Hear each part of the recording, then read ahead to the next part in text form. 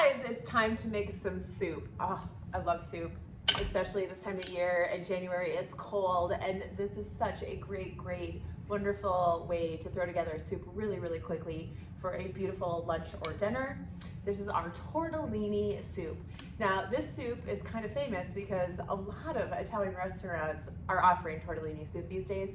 But also it's been getting a lot of press on Pinterest and Instagram and Facebook. It's one of those recipes that kind of goes everywhere. And it's a try and true recipe because not only is it like simple, but it's very delicious. And so when it's easy to make, it tastes so good. It's a perfect soup to add to your regular batch of recipes during this colder season part of the year. Okay, so when you're making soup, I've got everything laid out here ready to go. When I'm cooking at home, especially when it's a new recipe and I read through the recipe and I'm kind of going through and I'm making sure that I have everything that I need always, but I'm also kind of putting things in order on my countertop the way that they need to go into the recipe so that I feel like when I'm going through the recipe, when I'm finally cooking, I'm like, I got this, even if it's a brand new recipe. And so that's what I've done here today. We've got our olive oil, our Italian sausage, some garlic, some onions, some Italian seasonings, a little tiny bit of flour, chicken stock, tomato sauce, tortellini pasta, ready to go, spinach, and Parmesan cheese. So I can just go right down the conveyor belt here in my countertop and I can make this soup happen. And that's exactly what we're gonna do together. So the first thing I'm gonna do is I'm gonna take and I'm gonna turn on my burner and make sure that that is nice and getting hot over medium heat. And I'm gonna add my olive oil. We add the olive oil to the pan first because it acts as like the non-stick in a pan. It also is the fat that's gonna wrap around all of the ingredients and allow them to heat properly. And so what it does is it allows the heat to go through the ingredients and kind of cook inside of them instead of just the heat bumping up against the outside of them. So we've got that in there. It doesn't take long. I'm gonna get that olive oil going here and just kind of give it a little swirl.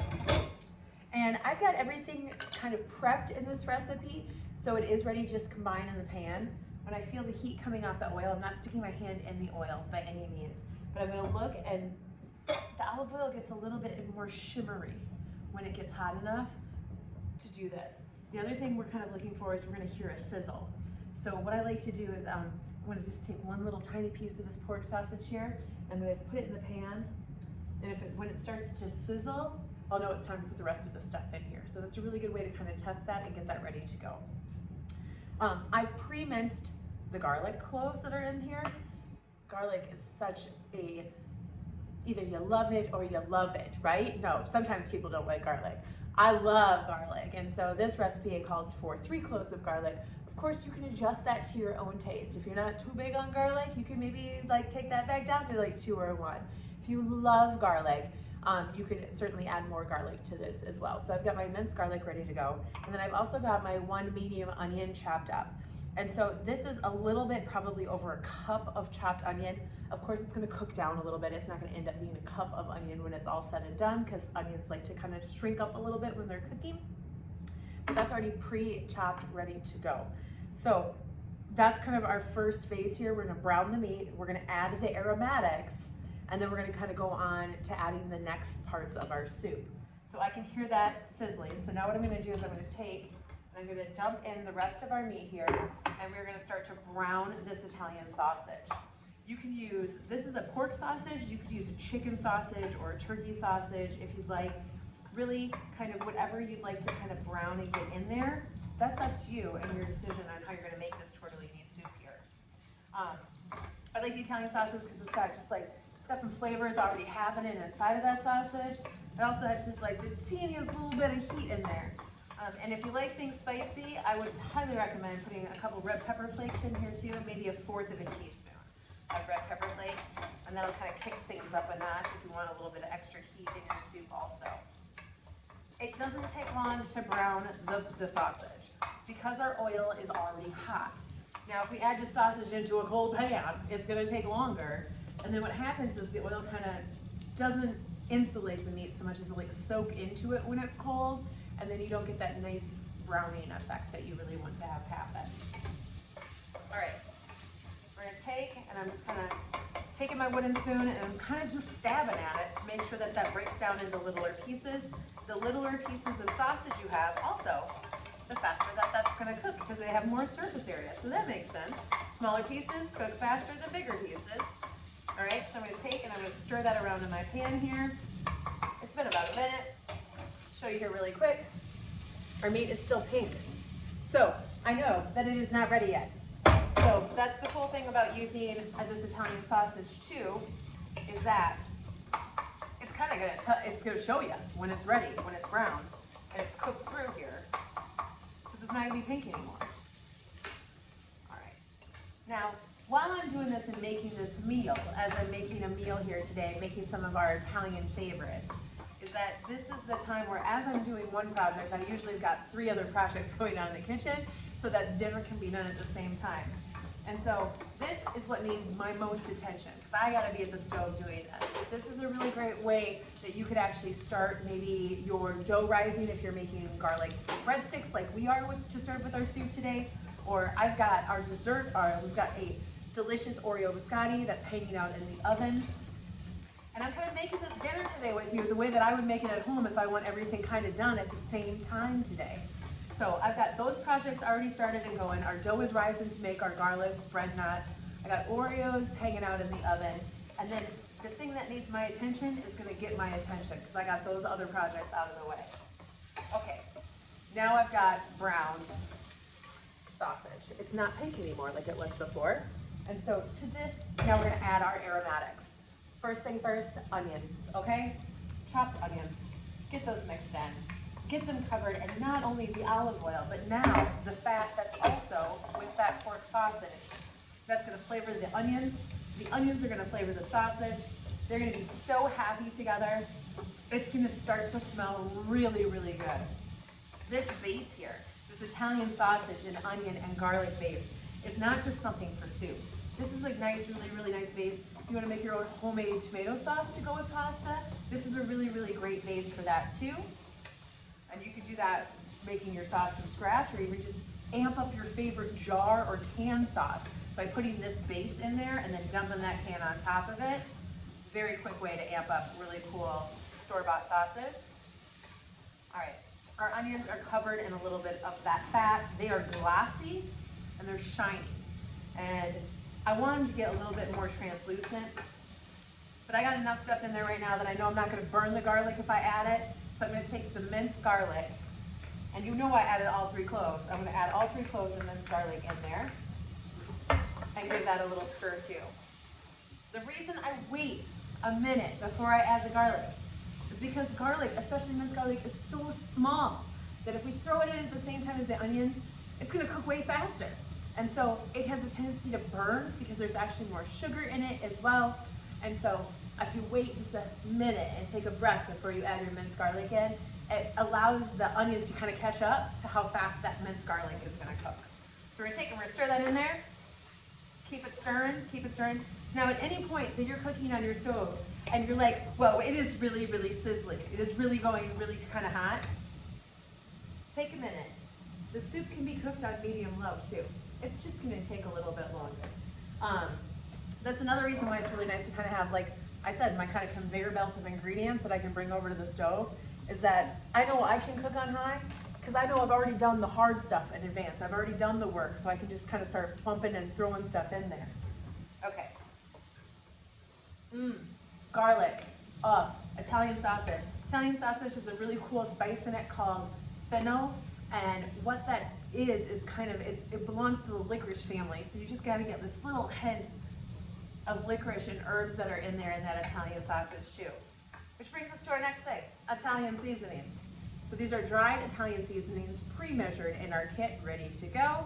I'm gonna just take and open that up here. And I really want these to pop because we're not making an all-day chili or soup or sauce.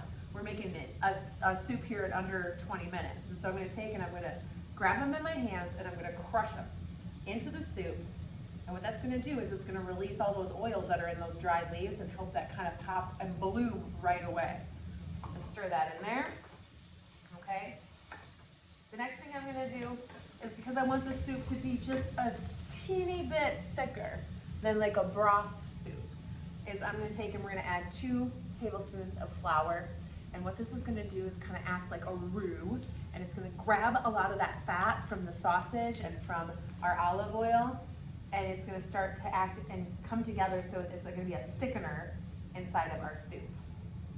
So I'm gonna take and I'm gonna just shake that in there. And again, we're just gonna take like 2 tablespoons of flour, throw it on top, and then I'm gonna let that do its thing. I'm gonna stir that in. Now, when you add flour to soup like this and use it as a thickener, it's no different than if you were going to make a roux for a cream sauce. The roux is, you gotta cook the flour because it's the cooked protein that lets the science of the thickener happen. So if we just start dumping in chicken stock, it's not gonna do that thickening thing we wanna have happen. We actually have to cook that flour a little bit. Now we've got hot onions, we got hot sausage, we got hot garlic, we got hot oil, hot fat in this pan. So it doesn't take very long.